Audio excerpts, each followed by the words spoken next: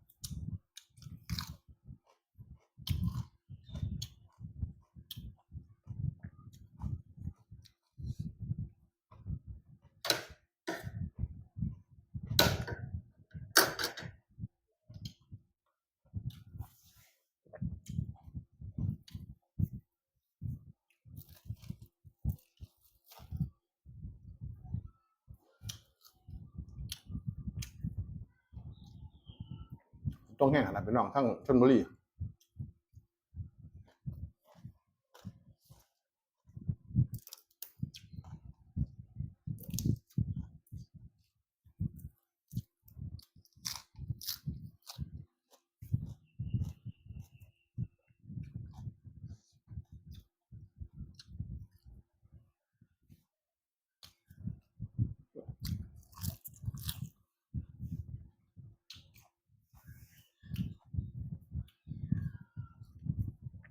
เป็นได้พี่น้องทำบ้านพี่น้องฝนตกบ่น้อทั้งสปปลาว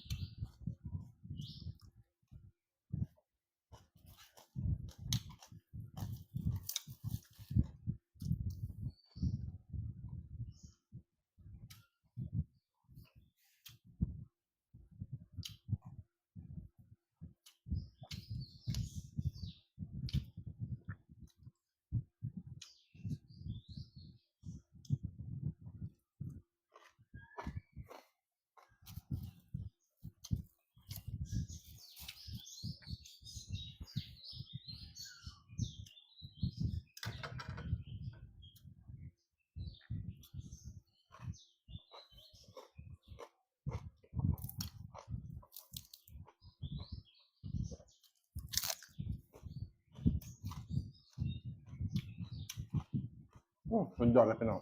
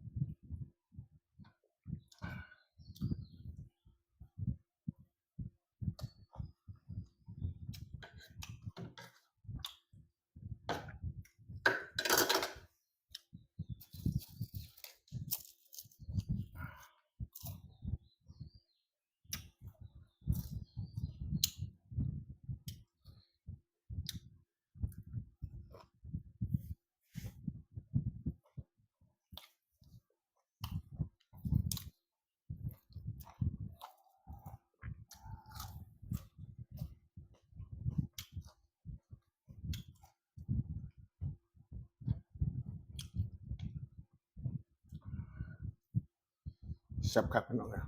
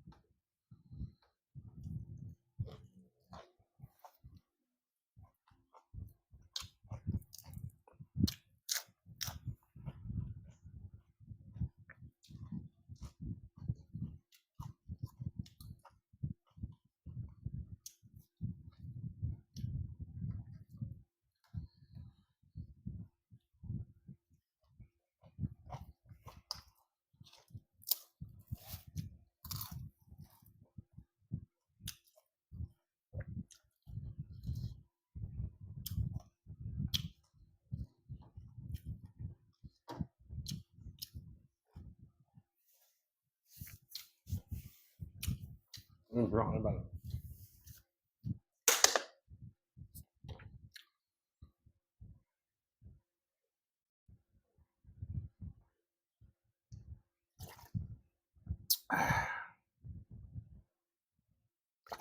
โอ้แซ่บครับพี่น้องเลยครับคลิปนี้ก็ขอฝากพ่อแม่คุณซับไข่คนแรงคนเช่นคนมาแซ่บครับผมครับ